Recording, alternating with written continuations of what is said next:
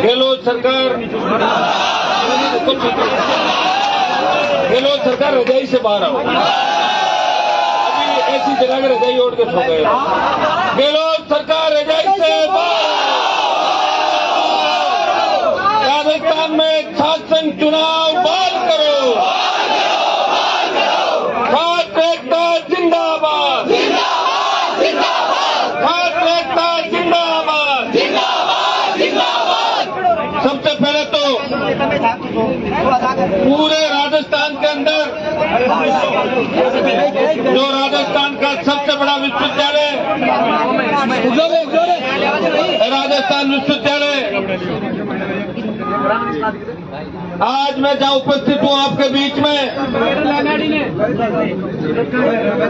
आज से 24-25 साल पहले इस विश्वविद्यालय का छात्र हुआ करता था और छात्र संघ अध्यक्ष बन के जो लड़ाई राजस्थान के अंदर मेरे छोटे भाइयों के लिए लड़ी, गांव के स्कूल से पढ़ के कॉलेज यूनिवर्सिटी अध्यक्ष तक का सफर, और जब मैं विधायक बना, मुझे अच्छी तरह याद है उस समय भी वसुंधरा तत्कालीन 3 से 8 की वसुंधरा सरकार ने राजस्थान में छात्र संघ के चुनाव बंद करा दिए थे। भाइयों, शपथ ग्रहण के बाद जब पहली बार बोलने का अवसर मिला तो छात्र संघ चुनाव कराने की बात भी करी और बेल में धरना दिया और मुख्यमंत्री हाउस में थे, जब तक खड़े होकर उन्होंने नहीं बोला कि हम चुनाव कराएंगे, तब तक हनुमान बेनीवाल उसी जगह बैठा रहा। और मेरे साथ उस समय तत्कालीन कई कांग्रेस और बीजेपी के विधायक जब मुझे देख रहे थे तो बाद में धीरे धीरे वो भी उठ के आ गए। इस राजस्थान के अंदर सबसे बड़ी दिक्कत यह है कि पहल कौन करे। पहल कोई करे तो उसके पीछे पीछे चलने वाले लोग तो मिल जाते हैं नेता, लेकिन आगे कौन आए। जब तुम्हारे छात्र संघ चुनाव बंद किए, दुर्भाग्य इस बात का, ये तो मनमर्जी हो गई सरकारों की। हमारे बच्चे 5-5 साल मेहनत करते हैं, ऊपर से लिंगो कमेटी की सिफारिश, चुनाव जीतने के बाद भी जिस तरह का व्यवहार कुलपतियों की तरफ से, कॉलेज के प्राचार्यों की तरफ से किया जाता है, छात्र संघ अध्यक्ष को जो सम्मान मिला करता था, छात्र संघों को जो स्वायत्ता थी, विश्वविद्यालयों को जो स्वायत्ता थी, सरकार ने उस स्वायत्ता को खत्म कर दिया, छात्र संघों को कमजोर कर दिया। और कमजोर करने के पीछे सबसे बड़ा जो कारण है, मैं विधानसभा और लोकसभा के अंदर रहा हूं, एक ही कारण है कि जो दूसरे नेता चुन के आते हैं उनको चिढ़ लगती है कि विश्वविद्यालय की राजनीति से आया विधायक और सांसद बेबाकी से अपनी बात रखता है, वो लड़ने की मादा रखता है, वो सरकार से टकराने की मादा रखता है। जब उनके मन के अंदर एक अलग तरीके की जलन होती है। और दूसरी जलन उन लोगों की होती है जो चुनाव हार जाते हैं और बाद में बड़ी पोस्ट पर पहुंच जाते हैं, जैसे अशोक जी गहलोत यूनिवर्सिटी का चुनाव हारे हुए। तो गहलोत साहब मेरी इस बात को लेकर नाराज भी रहते थे कि बार बार आप 40 साल पहले की बात तो हुई, वही तो कह रहा हूँ। कॉलेज का चुनाव हारे, यूनिवर्सिटी का चुनाव हारे, मुख्यमंत्री बन गए, लेकिन जब किसी विश्वविद्यालय अध्यक्ष का नारा लगता है, नाम पुकारते हैं, तो कहते हैं क्या है छात्र संघ मोदी छात्र। ये उनको तकलीफ है। सामने का पहाड़ा आप देख रहे हो कमजोर है। भारतीय जनता पार्टी तो एक ही काम में लगी है कि सत्ता कैसे प्राप्त करे। लड़ा भिड़ा के, किसी को धर्म के नाम पे, किसी को जाति के नाम पे, किसी को आरक्षण के नाम पे, दिल्ली से लेके राजस्थान एक ही काम है। पहले किसानों को परेशान किया और किसान के मामले में जब मोदी की किरकिरी हुई, भाइयों देश के अंदर भी अगर जवानी के अंदर हर व्यक्ति चाहता है कि जवान रहे, जब उसको ताकत मिले, पावर मिले। मुझे बार बार मौका नहीं मिलता। मेरे पिताजी भी विधायक थे और 8-7 बार हम हमारे परिवार में एमएलए एमपी बन गए। घर के अंदर मेरा छोटा भाई भी आपका आशीर्वाद से विधायक हो, इसी महाराज पुलिस के। लेकिन मंत्री पद आस पास घूमते रहे, उनको मैं छोड़ता रहा। और दिल्ली जाने के बाद जब मौका आया कि मुझे मंत्री बनाया जा रहा था कि अपनी पार्टी का विलय करो, मैंने मना कर दिया। और दूसरा जब किसान आंदोलन था, इस NH 8 को जाम करने की बात आई, तो हरियाणा, उत्तर प्रदेश और देश के तमाम किसान नेताओं ने कहा कि हनुमान जी, आप अगर मोदी का साथ छोड़ दो तो किसान कौम की जीत हो सकती है। हमें बड़ी उम्मीद है और आपकी स्टाइल हमने लड़ते हुए देखी है कि आप मन से राजनीति करते हो, दिल से करते हो, दिमाग से नहीं करते। तो मैंने कहा मेरे सत्ता छोड़ने से क्या हो जाएगा? बोले किसानों की जीत होगी। मैंने कहा हनुमान बेनीवाल के सत्ता छोड़ने से और मोदी का साथ छोड़ने से अगर किसान कौम की जीत होती है तो मैं 100 बार सत्ता को ठोकर मारूंगा। तो तो गुजर आरक्षण आंदोलन के समय भी बंद नहीं हुआ था, उस NH 8 को बंद कर दिया और 70 दिन सड़क पे बैठ के मोदी की सत्ता छोड़ के, अगर देश का कोई सांसद लड़ाई लड़ रहा था, वो नागौर का सांसद था, वो आपका भाई था, वो इसी विश्वविद्यालय का जब वसुंधरा गहलोत के गठबंधन में राजस्थान में चाहे अपराध बढ़े, राजस्थान में चाहे पेपर लीक की घटनाएं हुई, चाहे RPSC में यहाँ पे रेड हुई, चाहे RPSC का पूर्व चेयरमैन वसुंधरा के समय जब उसको गिरफ्तार कराने की बात थी, इस विधानसभा के अंदर जवान, किसान, भ्रष्टाचारियों के खिलाफ, उन हार्डकोर अपराधियों के खिलाफ जिनके नाम से नेता उनका नाम लेने से डर जाते थे, अगर उनके खिलाफ सड़क पर किसी ने लड़ाई लड़ी, विधानसभा में लड़ी और लोकसभा के अंदर अगर ये बात कही कि इन डाकुओं का इनकाउंटर होना चाहिए, वो नागौर का सांसद है जिसने आम आदमी की इज्जत, मान और सम्मान को बढ़ाया और राजस्थान के सम्मान को देश के अंदर बढ़ाने का काम किया। भाइयों, नई पार्टी बना के अगर मेरे भाइयों को ये जो झंडा हाथ में दिया, मुझे अच्छी तरह याद है कि 15-20 साल पहले इस राजस्थान में जब कोई नौजवान कांग्रेस बीजेपी को छोड़ता था तो वो यूपी और हरियाणा की पार्टी ज्वाइन करता था, उसके पास कोई झंडा नहीं था। आपके भाई ने पार्टी बना के देश में संदेश दिया, ये राजस्थान वीरों की धरती है, यहाँ वीर तेजाजी महाराज हुए, या इस राजस्थान के अंदर कई ऐसे योद्धा हुए जिन्होंने मुगलों से टक्कर ली, मुगलों को भगाया, ये क्रांतिकारियों की धरती है। भाइयों, पार्टी बना के उस पार्टी को लगातार लंबे समय तक चला के और 18 से 23 का समय आया है, वो आपके बीच है। मैं आपको विश्वास दिलाता हूँ कि मैंने आपको ताकत दी, आपको लड़ना सिखाया। और दूसरी बात, लोग ये भी कहते हैं कि हनुमान जी तो बच्चों को गलत दिशा के अंदर ले जा रहे। मैं वो विश्वविद्यालय का पूर्व अध्यक्ष हूँ जिसके पास 1 इंच जमीन जयपुर के अंदर नहीं है, कभी किसी जमीन पर कब्जा नहीं किया, कभी किसी का सिर नहीं दुखाया और कभी अन्याय नहीं किया। अन्याय होते देखा तो सड़क पे गाड़ी से उतर के उन अपराधियों के खिलाफ लड़ने की कोई ताकत रखता है, वो नागौर का सांसद है। तो आम आदमी, गरीब आदमी, सर्व समाज को साथ लेके चलता है।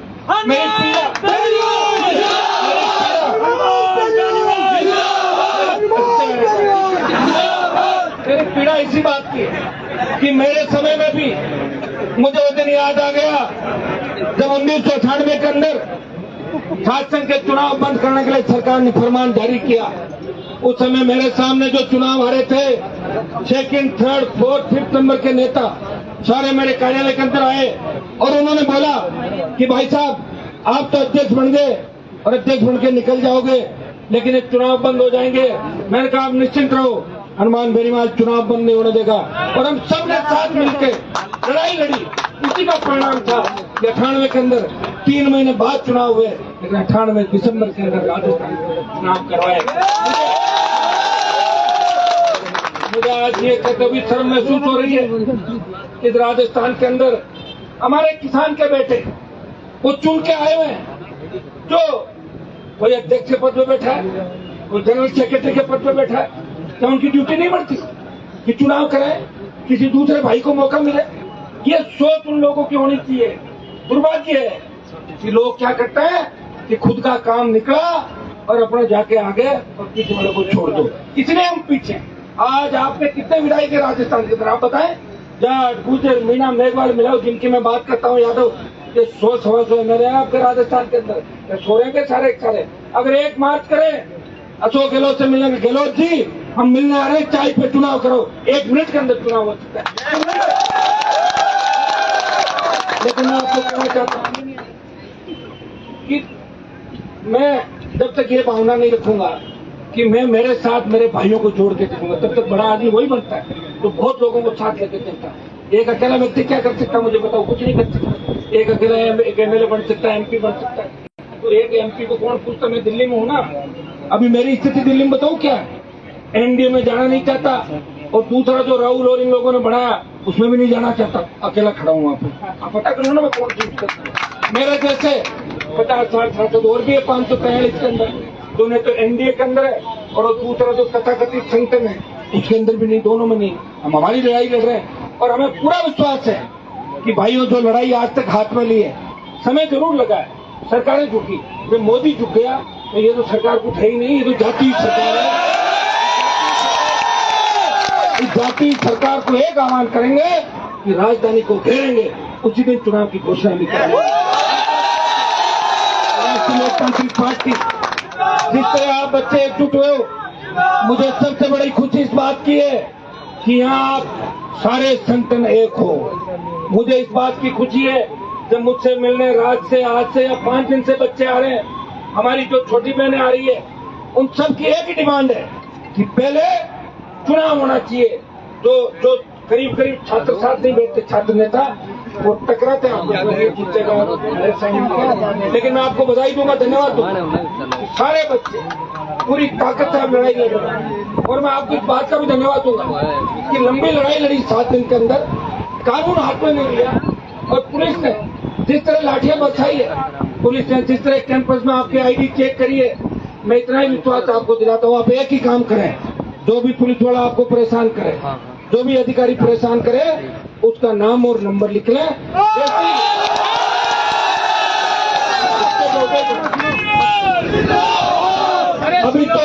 अभी तो उसको हटवा देंगे, जैसे अपनी सरकार बनी उसको बर्खास्त करके नाम लिख के मुझे जाना पड़ेगा, ये तो आपको, और ये तो इस बार आरएलपी बहुत मजबूती के साथ आगे बढ़ेगी। जिस तरह नौजवानों ने करवट लिए, जिस तरह राजस्थान विश्वविद्यालय के मुख्य द्वार पे आप लोगों ने हुंकार भरी है, जिस तरह आपने सरकार को ललकारा है, जिस तरह हमारी बेटियों छोटी बहनों ने सरकार को ललकारा है। मैं 2 साल पहले 3 साल पहले देख रहा था कि किस तरह हमारी बेटियां पुलिस से जूझ रही थी, यहाँ सामने कैंपस के अंदर मुख्य द्वार। और आज ये दुर्भाग्य है कि विश्वविद्यालय के मुख्य द्वार पर धरना देने से पहले आपको अनुमति लेनी पड़ती है। मैं कुलपति को कहना चाहता हूँ कि तेरा दिमाग खराब हो गया, क्यों फालतू के अंदर कुलपति हट जाएगा और कहीं सब्जी लेता घूमेगा, तो ये कहीं ये वो लोग याद रखेंगे, और कहीं कहीं कुलपति जी आपकी बेइज्जती करेंगे बाद में। इस बात का भी आप ध्यान रखें, और नहीं मानो तो 20 साल पहले मेरे वाला युग देख लेना कि कुलपति की क्या हालत हुई थी, वो आप याद रखना। मैं ये नहीं कहता कि गुरुओं का अपमान करो, सम्मान करो, लेकिन गुरु के सम्मान का मतलब नहीं गुरु हिटलर बन जाए, वो भी नहीं करना। विश्वविद्यालय के कैंपस के अंदर अगर कुलपति के बराबर किसी का स्थान है, और राजस्थान विश्वविद्यालय छात्र संघ अध्यक्ष का स्थान, किसी कॉलेज के अंदर अगर प्रिंसिपल के बराबर स्थान है, उस कॉलेज के अध्यक्ष का स्थान है, वो लोकतांत्रिक व्यवस्था की पहली सीढ़ी है। इस देश और प्रदेश को बहुत से छात्र संघ अध्यक्षों ने इस देश और प्रदेश के अंदर बड़ा राजनीतिक नेतृत्व किया, देश में नेतृत्व किया, प्रदेश में नेतृत्व किया। यह आपका भाई जो नई पार्टी बना के इन किसान, कौम, दलित, एससी, एसटी, ओबीसी की लड़ाई लड़ रहा है, वो शोषित पीड़ित की लड़ाई लड़ रहा है, वो इस विश्वविद्यालय का छात्र संघ अध्यक्ष था, वो किसान का बेटा है, और वो लड़ाई लड़ रहा है, वो भी इसी विश्वविद्यालय की उपज है। समय लग सकता है, एक ही संदेश आपको दूंगा, होता क्या है, यहाँ सबसे बड़ी बीमारी एक ही है कि चुनाव जीते उससे पहले तो सबके पैर छूलो जाते हैं, और जैसे ही जीते हैं तब पॉलिटिकल पापा दूसरे। थोड़ा सा ध्यान रखना चाहिए। हम ये नहीं कह रहे कोई व्यक्ति अगर एबीपी से जीता है वो बीजेपी में राजनीति करेगा, अच्छी बात है। कोई एनएचयू से जीता है, कांग्रेस में राजनीति करो, अरे चाय पे तो मुझे बुला लो कभी यूनिवर्सिटी के अंदर, आधी रात को काम पड़ेगा, सड़क पर लाठी बजेगी, तो कांग्रेस बीजेपी वालों को फोन बंद होगा, मैं तो खुद आ जाऊंगा लाठी लग रही है। तो जो निर्दलीय जीतते हैं भाई, उन निर्दलीय को तो दायित्व है कि वो तो तीसरे मोर्चे की बात करें। आप जो जिता रहे हैं उनका ध्यान नहीं रखो, वो तो दूसरों का प्रचार करें, उनके लिए नारे लगाओ। ये कौन सा सिस्टम है मेरे भाई, ये तो बताओ उनके लिए। बताओ तो हम भी जीते थे, निर्दलीय हम भी जीते थे, बताओ निर्दलीय हम भी जीते थे। अभी मैं इससे बताएंगे जब चुनाव होगा। मैं किसी संगठन की बुराई इसलिए नहीं कर रहा हूँ कि देखिए मैं निर्दलीय अध्यक्ष बना और दादापीठ विश्वविद्यालय के अंदर एक पूरी पार्टी बनी, वो निर्दलीय अध्यक्ष बने। और चूंकि अब हमने तो ये भी मांग करी कि पॉलिटिकल पार्टियों का इंटरफेरेंस कैंपस में नहीं होना चाहिए। राजनीतिक पार्टियां फिर बच्चों का शोषण करती है, वो अपने हिसाब से डालती है, ये बयान दो, ये मत दो, ये धरना दो, ये मत दो, उनका मन माफी जो वोट बैंक बढ़ता वही उपयोग लेती है। तो हमने ये मांग करी कि राजनीतिक दखल अंदाजी बंद हो गई। मैं आपको धन्यवाद दूंगा बच्चों को कि मजबूती से आप लड़ रहे हो, और आप जब लड़ रहे हो और आपसे 3 किलोमीटर दूर में बैठा हूँ, मैं बर्दाश्त नहीं कर सकता। मैं आपको लड़ते हुए देख के मेरे उन भाइयों को, उन बच्चों को, जब मेरे पे झोटवाड़ा के अंदर हमला हुआ था, तब इस 2015-16 के अंदर इस पुलिस से अगर कोई राजस्थान में भिड़ा, वो राजस्थान विश्वविद्यालय का एक रुको कोई बात नहीं, उसमें उस समय छात्रों ने ये देखा था कि गणेश भाई का छात्र है कौन से संगठन का। वो तमाम छात्र नेता थे जिनमें कई विधायक भी बन गए और कई विधायक बनने की दौड़ में। उस समय आपने संगठनों को बुला के एक ही बात करी थी, हनुमान जी हमारे लिए लड़ते हैं, हमारे भाई साहब पे हमला हुआ है और हम उनके लिए लड़ेंगे। वो संदेश आपने राजस्थान में दिया, उस संदेश का परिणाम ये हुआ कुछ छात्र चोटिल हो गए थे, घायल हो गए थे, मुक्त में वो भी जो भी लगे मेरे साथ मुक्त में वापिस हो गए थे। अगर नहीं हुए तो हो जाएगा पता जो बच्चे चोटिल हुए, ये देखिए, ये मेरे लिए जो लड़े व्यक्तिगत मैं ऐसा व्यक्ति हूँ कि कोई मेरे पे बच्चा अगर कोई जैसे ये मेरे लिए संगत कोई नहीं और मैं उसको छोड़ के भाग जाऊँ, ऐसा रहता नहीं। मेरे लिए लड़ने वाले उन तमाम बच्चों को कहीं कहीं मैं मदद करता रहता हूँ समय समय। देखिए एक साथ जब आदमी पार्टी बना के चलता है वो हर आदमी की मदद नहीं कर सकता, लेकिन कहीं कहीं जीवन में मौका लगता है। मैं ऐसा व्यक्ति हूँ कि ऋण उतारने का प्रयास करता हूँ, अपने ऊपर ऋण किसी का नहीं रखता है। ये हनुमान बेनीवाल है और मैं आपको बधाई दूंगा, धन्यवाद दूंगा कि आप लोगों ने जो लड़ाई उस समय लड़ी थी उसका परिणाम ये हुआ कि राजस्थान के 200 विधायकों को सरकार ने सुरक्षा दिला दी। क्योंकि वसुंधरा मुझे तो सुरक्षा देना नहीं चाहती थी, वो ये सोचती कि अरमान को दे दूंगी तो फिर सरकार की इंतजार से एक दूसरे कहा कि सारे विधायकों को सुरक्षा दी जाए ताकि सारे मेरा नाम भी आ जाए। बड़े एक गनमैन दे दिया था, एक गनमैन क्या कर लेता आप भी जानते। लेकिन एक चीज आपकी थी कि हमारे भाई को सिक्योरिटी मिलनी चाहिए। ये आपके संघर्ष का परिणाम है। ये विश्वविद्यालय के किसी कोने से आवाज आती है, हनुमान जी आगे बढ़ो, शेखावाटी के किसी गांव से आवाज आती है, किसी महिला किसी बेटी की आवाज आती है, हनुमान जी लड़ाई को बीच में मत छोड़ना, बाड़मेर से आवाज आती है, राजस्थान बर्बाद हो रहा है, हमारी बेटियों के साथ किस तरह के कृत्य राजस्थान में हो रहे हैं, भाइयों किस तरह पेपर लीक हो रहे हैं, किस तरह नौजवान बेरोजगार से तंग आकर आत्महत्या कर रहा है और किसान कर्जे के बोझ के तले आत्महत्या कर रहा है। उस आवाज को सुनने वाला कोई नहीं है। मैं सुनता हूँ इस आवाज को, इसे 20 साल से मंत्री पदों को ठोकर मार के आपके बीच लड़ रहा हूँ।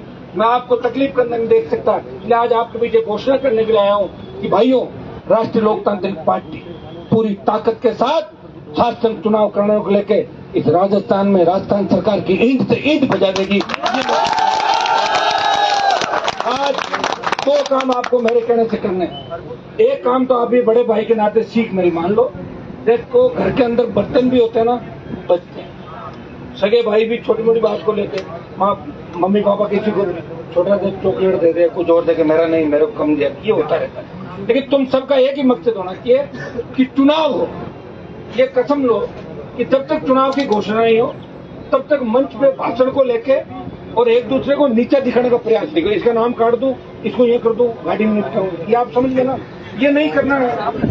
अखबार में भी अगर भेजोगे सबके नाम साथ भेजोगे जो संघर्ष कर रहे हैं, जो नहीं कर रहे उनके मत भेजो, जो आपके साथ है, जो भी संगठन है, जो भी छात्र नेता, किसी ने आपके लिए लड़ाई लड़ी, इसने प्रयास किया, ये भूख हड़ताल पे बैठे, तो ये इन्होंने शुरुआत की, ऊर्जा दिया, जितने मुझे ऊर्जा आप देते हो उस समय से इन बच्चों ने ऊर्जा दी, और आप अपने दम पर लड़ रहे हो। बड़ा दुर्भाग्य है कि गेट के अंदर हम बैठे।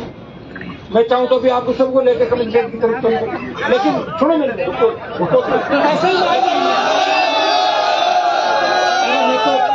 मैं तो मेरी बात, मैं तो तुम्हें सीट वाले के अंदर घुसा दूंगा सबको, चिंता करो।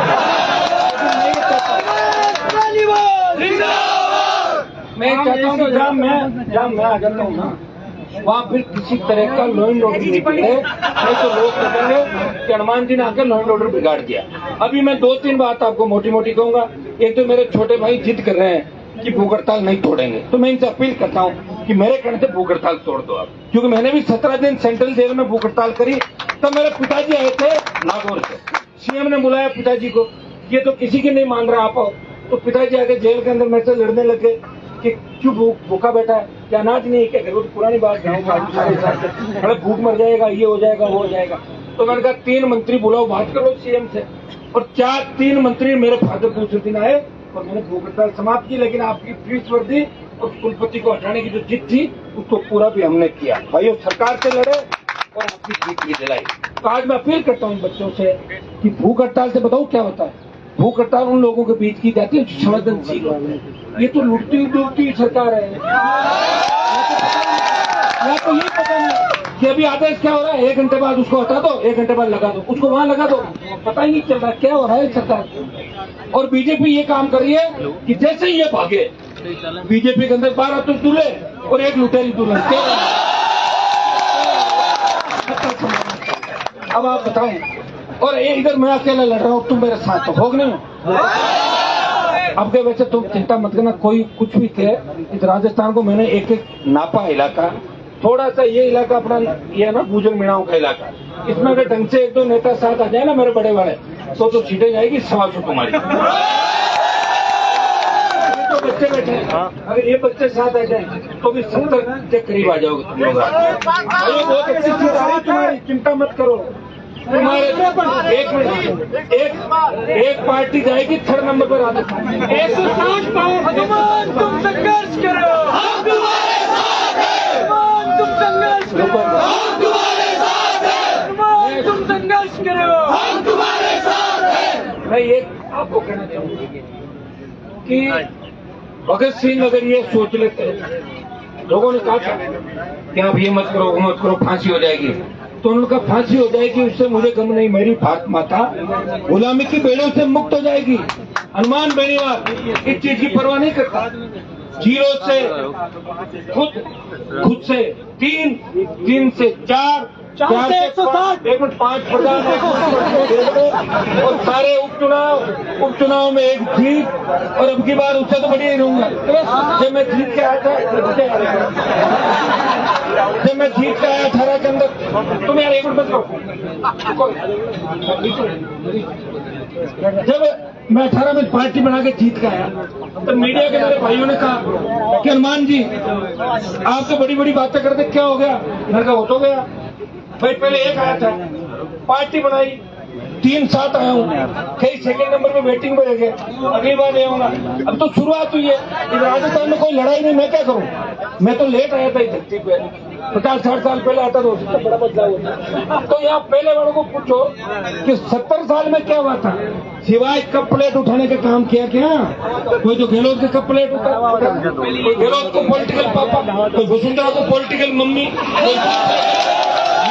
तुम लोगों ने भाई, मैंने कम से कम सम्मान तो दिया बच्चों को। आज तुम एक काम तो कर सकते हो कि कांग्रेस बीजेपी से नाराज हो तो मुझे तो फोन कर सकते हो, नहीं तो फोन किसको करते मैं नहीं होता, ये बता दो तुम। चलो आज ये तो कर सकते हो कि टिकट देते थे, मैं अरमान के पास जा रुको टिकट ये मैंने तुम्हें बहुत मजबूत किया राजस्थान। हाँ, तकलीफ मुझे भी पड़ी, लेकिन कांग्रेस बीजेपी के जो ठेकेदार, मेरे समाज के जो बड़े बड़े ठेकेदार जो अपने हिसाब से फरमान जारी करते थे, उनकी क्या स्थिति हो गई। मेरे साथ फोटो खिंचाने के लिए लालाई थे, हनुमान जी के साथ फोटो नहीं खिंचाते,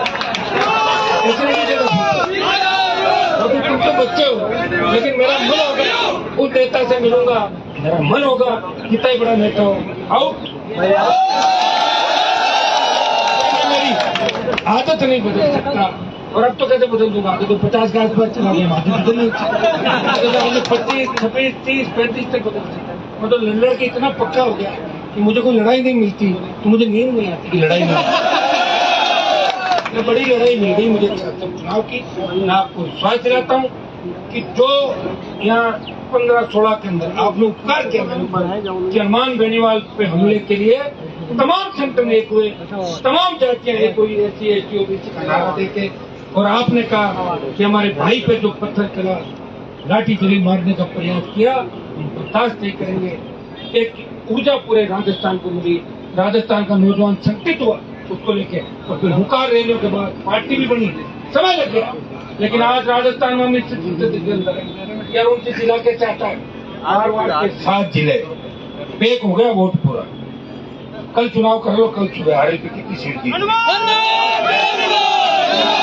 बाकी तुम आगे बढ़ रहे आगे बढ़ रहे हैं, बीकानेर शिकल चूरू झुंझुनू, आप देखिए झुंझुनू आगे बढ़ रहे हैं। और क्योंकि शेखावटी के जवान तो बहुत मजबूत है, मैं जब चुनाव लड़ता था उसमें बड़ी संख्या इनकी थी, सारे मेरे साथ तो मीणा शिवकाश का वो भी कंधे से कंधा मिला के साथ पैनल जीता था मेरे देने का पूरा। तो भाइयों, इसलिए मेरे मन के अंदर हमेशा आप सबके प्रति भावना रहती है, हमारे किसान के बेटे बेटियां आगे कैसे बढ़े। मैंने लोकसभा के अंदर ये बात उठाई, नहीं उठा सकते लोग।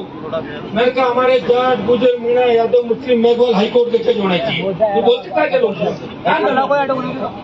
एक डाकू था जिसने गुजर महिलाओं के साथ जो वो किया उनको, हाँ मैंने कहा इसका एनकाउंटर करो। 2 दिन बाद ही सिलेंडर गड्ढे डलते हुए देखा था तुम। 2 दिन बोला एनकाउंटर मत करो, मुझे अंदर लो, जल्दी पकड़ लो। तो मैं जानता हूँ भाई किसमें कितना, आप चिंता नहीं करें, ये तो गहलोत की जाती सरकार है। अब तो हो चुका है सरकार तुम्हारी खुद की आ जाए थोड़ी हिम्मत से, क्योंकि आप देखिए आसाम के अंदर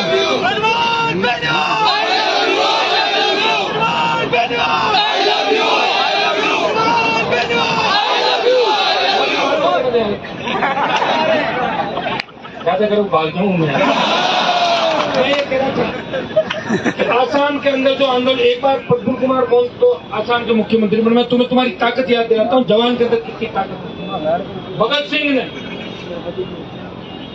जो कुर्बानी दी, उसके बाद देश में बात चली, विश्व में बात चली कि अंग्रेजों भाग जाओ, नहीं तो देश का हर नौजवान अब तुम्हें कुचल देगा, मार देगा, और अंग्रेज भाग के जोड़ी झंडे लेके। भगत सिंह की कुर्बानी का परिणाम ये सुखदेव राजगुरु और तांत्या टोपे जो नौजवान था, क्रांति की शुरुआत करी आसाम के अंदर। उस समय जो नौजवानों ने आंदोलन किया, और मुख्यमंत्री से लेकर सारे मंत्री और शायद आधे MLA तो कुंवारे पड़ गए थे आसाम का, छात्रों का आंदोलन था। अगर तुम ये चाहो कि हमें राजस्थान बदलना है और परमानेंट कानून बन जाए कि शासन चुनाव पंचायत पालिका विधानसभा चुनाव की तरह होंगे, उसके लिए भाइयों आप इस बार बदलाव, ये चुनाव तो हम करा देंगे, लेकिन आगे फिर कोई रोक देगा, क्या करेंगे? रोज रोज बताओ। फिर मान लो हाईकोर्ट रोक देगा, फिर सुप्रीम कोर्ट रोक तो मैं चाहता हूँ सरकार ये नियम बना दे परमानेंट कि छात्र संघ के चुनाव होने चाहिए। ये तो इनकी मनमर्जी है। मैंने कुलपतियों की ये हालत देखी, एक पहले कुलपति था जो शिक्षा मंत्री है, सब्जी ले जाता था 4-5 तक। मैंने उठाया विधानसभा उसका मामला, तो बोले गुरुओं का अपमान कर दिया। मैंने कहा अपमान की बात हो रही है, तो वो काली चंद से सब्जी लेके जाता, वो काली चंद साफ सब्जी कौन सी खाते हैं, ये हालत हो जाती। इनको ठीक कौन करेगा? हमें करना पड़ेगा, हमें इसको करना पड़ेगा जो कैंपस से निकला है, जो कैंपस को जानता ही नहीं, किसी आदमी को इस तरह में पढ़ाई नहीं और MLA MP बन जाए, वो आगे से निकलेगा, पता क्या कहता है, ये दरवाजा किसका है, मुझे मुस्लिम जाने, ये क्या होता है, नहीं जानते। हम इससे निकले, हमें पता है, हमने हॉस्टल की जिंदगी भी थी, कॉलेज यूनिवर्सिटी, मुझे पता है बच्चों की उम्र होती है। अब तुम्हारी भी ज्यादातर शादियां जब हो जाएगी, तुम जब बाप बन जाओगे, सुनो मेरे को, तब तुम्हारी जिंदगी और होगी, तब चिंता दूसरी होगी। अभी ये होता बच्चों का नटखट होते हैं, छोटा मोटा कर भी लेते हैं, कुछ बदमाशी निकल लेता है, बदमाशी, लेकिन बड़ी बदमाशी के लिए कभी नहीं करते बच्चों को। आपने देखा होगा, आप तो अब हर चीज नोट करते हो सोशल साइट पे भी कि कौन व्यक्ति हर व्यक्ति के लिए लड़ रहा है, कौन निस्वार्थ किसके लिए लड़ रहा है। अगर ट्राइबल की कई बात आती है तो देश की लोकसभा के अंदर अगर ट्राइबल के भाइयों को न्याय दिलाने की बात करता है मान बेनीवाल, वो कहता है कि मानगढ़ के अंदर गणेश्वर प्रधानमंत्री जी आप जाते हो, क्या दिया आपने? राष्ट्रीय स्मारक घोषित करते हो। देवनारायण जी भगवान के जाते हो अस्सिन के अंदर, क्या दिया प्रधानमंत्री जी? खाली भाषण देके आ गए। कहीं जा रहे हो, जिस देवता के यहाँ दरबार में जा रहे हो, जिसे एक कौम के साथ बहुत सी कौमें जिसकी पूजा करती है, वहाँ जब प्रधानमंत्री जाता है तो कुछ न कुछ घोषणा करके आता है। मोदी जी के घोषणा का तो काम ही नहीं, उसको जरूरत भी नहीं है। तुम सामने राहुल गांधी जी, मैदान खाली पड़ा, कोई दिक्कत नहीं, आराम से सारा सिस्टम सेट करेगा। नोटबंदी से लेकर सारा ऐसा सिस्टम चलाया देश के अंदर कि ज्यादातर लोग सरेंडर हो। एक मुख्यमंत्री का किस्सा बताता हूँ आपको। उसने दिल्ली में कहा कि मैं प्रधानमंत्री बनूंगा, तो मैंने कहा ये बन सकता है। उसने कहा खाने पे हम सबको बुला लिया, हम गए उसके खाने पे, 15-20 पार्टियां थी। उसने कहा ऐसा कर देंगे वैसा कर देंगे देश। मैंने कहा ये आदमी मजबूत लगा, और मैंने कहा राजस्थान हम संभाल लेंगे, यूपी ये संभाल लेंगे। फिर बाद में पता लगा वो मुख्यमंत्री गायब कहाँ हो गए। बोले साहब उनकी बेटी के ऊपर ईडी की रेड पड़ गई, ये 2 साल से गायब हो रखे। तो ये हालत है। और मेरे ईडी की तकलीफ इसलिए नहीं, मेरे पास कुछ भी सामान नहीं, तो कोई ईडी है कोई सीबीआई है, इस दौर से गुजर चुके 20 साल पहले। इसलिए डर किसी का नहीं लगता, डर ईश्वर का लगता है। या बच्चों तुमसे जरूर लगता है, तुम नाराज नहीं हो जाओ, क्योंकि हमारी ताकत तुम लोग हो। और मैं आज ये 2 अपील में करने आपके बीच आया हूँ। एक तो आप लोगों का एक डेलीगेशन आज सरकार से मिलने के लिए जाएगा, उसमें नाम तय तुम करोगे, इसमें मैं पंचायती में नहीं पढ़ूंगा बिल्कुल। तुम नाम तय करो 10-15 कम से कम, ऐसे नहीं सोचने जाओगे बात नहीं कर पाओगे। 10-15-20 का जो भी डेलीगेशन हो, जिसमें कुछ हमारी छात्राएं भी हो, छात्रों, ये डेलीगेशन सरकार से बात करेगा। और एक जिन बच्चों को गिरफ्तार के उनको छोड़ने के लिए कह आगे क्या हो बच्चे ला रहे हैं, वो भी मेरी बात होगी। और एक अपील उनको छुड़ा के जाऊंगा, यही बैठूंगा। एक मेरी बात ये है कि मैं भूख हड़ताल पे तुम बैठे हो आमरण अनशन पे, तो ये मेरे कहने से प्लीज तोड़ लोगे ना? तोड़ लेंगे ठीक है। इससे क्या तुम्हारा स्वास्थ्य भी ठीक रहेगा और मुझे भी नींद आराम चलेगी। तुम्हारे कहने से मैं भी खाना करके नहीं आया, मैं तो पहले भूख हड़ताल तोड़ाने के बाद ही, तो मैं आपके हाथों से। और दूसरा कौन सुनेगा? मोदी तो आएगा नहीं, गहलोत आएगा, मोदी आना पड़ा भाई। तो मैं मेरे हाथों से इनको जूस पिलाऊंगा, और जो शांति से बैठे रहेंगे उनको भी एक गिलास पिला देंगे। भूख हड़ताल समाप्त करने के बाद अपने स्वास्थ्य का एक मिनट नीचे बैठे भूख हड़ताल समाप्त तोड़ने के बाद आप लोग अपने स्वास्थ्य का भी ध्यान रखोगे। एक साथ ज्यादा खाना भी नहीं खाना, ध्यान रखना, तो उस समय मेरी दिक्कत होगी थोड़ी सी। तो धीरे धीरे 2 दिन इसको स्पीड से और रफ्तार पकड़ानी। और अभी हमारी 3 जो प्रमुख मांगे सरकार से वार्ता आपकी होगी। उसके बाद आप लोग बैठ के एक अपनी संघर्ष समिति आप लोग बनाओगे पूरे राजस्थान के। अरुण भी आया जोधपुर से, एक बार सब जगह उदयपुर बीकानेर फोनों पे बात करके आजकल में ही आपकी संघर्ष समिति बन जाए, जो संघर्ष समिति मेरे से भी बात करेगी। और मैं उन तमाम विश्वविद्यालय के पूर्व छात्र संघ अध्यक्ष है, चाहे कोई कांग्रेस का विधायक है, चाहे बीजेपी का विधायक है, चाहे वो आरएलपी का है, उन सब से मैं भी बात करने का प्रयास करूंगा जिन दिन से मेरी बात होती है। और मैं उनसे अपील भी करूंगा कि अब आप वो लंबे भाषण दे रहे थे, अब आप जागो, अपने सोए हुए जमीर को जगाओ और इन बच्चों को न्याय दिलाओ। छात्र संघ के चुनाव राजस्थान के अंदर कराओ। राष्ट्रीय लोकतांत्रिक पार्टी छात्र संघ चुनाव के लिए सारे हमारे नौजवानों को साथ लेके इस राजधानी का घेराव भी हम करेंगे। हम दिन पे दिन किस तरह आंदोलन हमारा होगा, इसकी घोषणा रात को सुबह बैठ के आप लोग करोगे। उससे पहले आमरण अनशन समाप्त करवा रहे हैं, बच्चे यहाँ आ रहे हैं, और तुम्हारा डेलीगेशन सरकार से वार्ता के लिए जाएगा छात्र नेताओं का। वो तुम आपस में छांटना, कहीं गाड़ी के अंदर नहीं करो, वो आया कि नहीं, ये नहीं आया, वो नहीं किया, अभी कर। और आप सब ने मुझे याद किया, इसके लिए धन्यवाद। और मैं इस लड़ाई को अंतिम दौर पे ले जाऊंगा और आपकी जीत करूंगा, इतना विश्वास मैं आपको दिलाता हूँ। जब तक छात्र के चुनाव नहीं हो जाते, अशोक गहलोत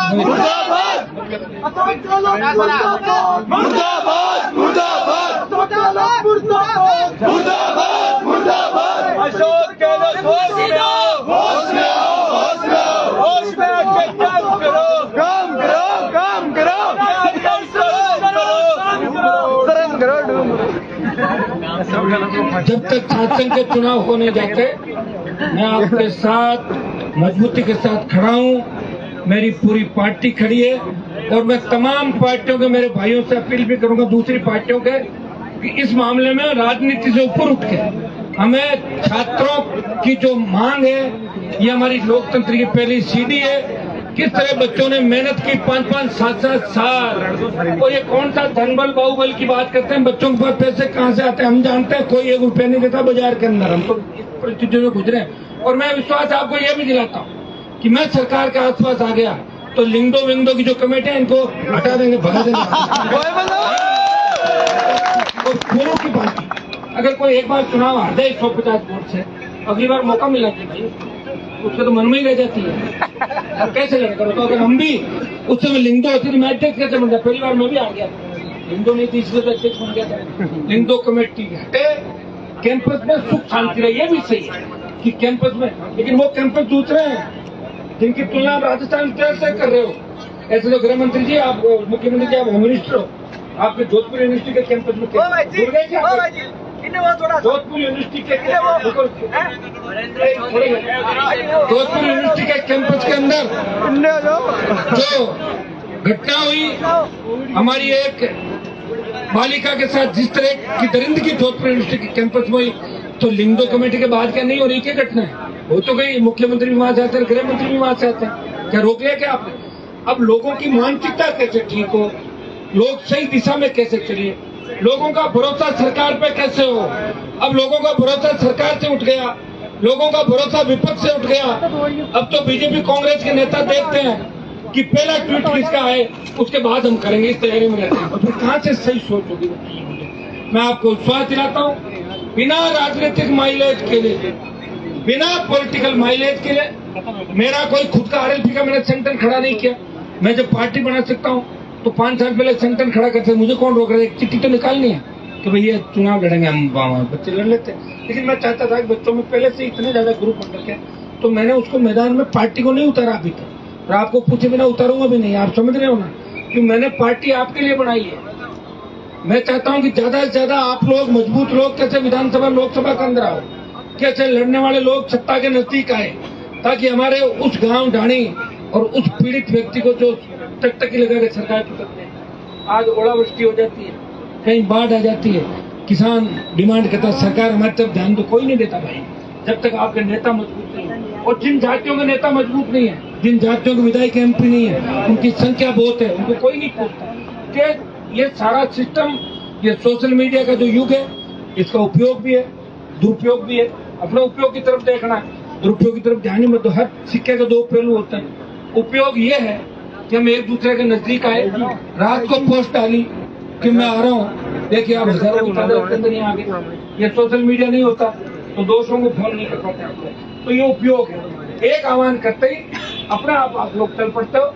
हमें सही दिशा में चलना है, हमें निकम्मी राजस्थान की सरकार को झुकाना है। मैं विश्वास दिलाता हूँ इस बार छात्रों की जीत कराएंगे, शासन चुनाव भी कराएंगे, उसके बाद चुनाव के अंदर जो नई सरकार आएगी उसमें ऐसा कानून ही बढ़वा देंगे कि शासन चुनाव अपना नेतृत्व हो, वो रुके नहीं, ताकि हाईकोर्ट के अंदर भी मैं हार नहीं देगी। सरकार क्या करती है, कई बार अपने ऊपर सरकार नहीं लेती, वो कोर्ट से रोक लगवा देती पिछले दरवाजे से, तो फिर हम क्या करें, कोर्ट चले गए। पुलिस वो भी नहीं होते हैं, वो भी नहीं होते। एक पुलिस की परेशानी की जो बात करी है, आज ही कमिश्नर से मैं पूरी बात करूंगा, आज मैं मिलूंगा व्यक्तिगत रूप से कि पुलिस कैंपस के अंदर बिना फालतू एंट्री नहीं करे। मुझे ये भी बताया था कि पुलिस के कुछ वैन, कुछ जो ये लड़के हैं गलत हॉस्टल के आसपास, अगर ऐसी कोई दोबारा हरकत हुई इसे बर्दाश्त नहीं करेंगे। फिर चाहे लॉ एंड ऑर्डर बिगड़े नहीं बिगड़े उसकी परवाह हम लोग नहीं करेंगे। कमिश्नर को साफ साफ हम ये बता देंगे कि पुलिस बिना वजह कैंपस में नहीं घूमे। पुलिस से बाहर सड़कें तो रखवाली हो ही नहीं रही है, कैंपस में क्या करेगी पुलिस?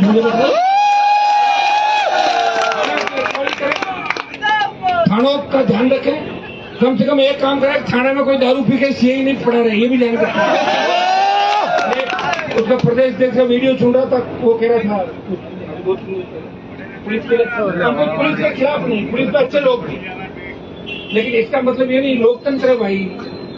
ये कोई अफगानिस्तान थोड़ी है, ये पाकिस्तान नहीं है, ये हिंदुस्तान है। लोकतंत्र के अंदर चुनी हुई सरकारों की चलती है। बाकी सब राजकीय कहलाते हैं, राजकीय कार्मिक, जन सेवक, मतलब जनता के सेवक। जनता को जो टैक्स देता है, तो पेट्रोल 100 रुपए दे रहे हैं, इनके तो 20 रुपए भी कर सकते हैं, तो कौन मना कर रहा है? ले रहे हैं टैक्स आपसे, टोल टैक्स ले रहे हैं, आपकी जीएसटी जो इसके अंदर आपका इनकम टैक्स ले रहे हैं, हर टैक्स आपसे ले रहे हैं, और उसके बदले इनको वर्दी और दूसरे लोगों को खड़ा कर देता है आपके सामने। मैं चेतावनी देता हूँ राजस्थान की पुलिस को, कमिश्नरेट को, बिना वजह राजस्थान विश्वविद्यालय कैंपस के अंदर अगर आपने किसी के साथ बदमाशी की, आईडी चेक करने की आड़ में अगर बदतमीजी की, परिणाम भुगतने के लिए तैयार हो। और आप भी एक काम कर लो, उसका नाम नंबर लिख लो, वो जिंदगी में दोबारा देखेगा अपने यूनिवर्सिटी कैंपस की तरफ। बहुत बहुत धन्यवाद। हमारा मेन मकसद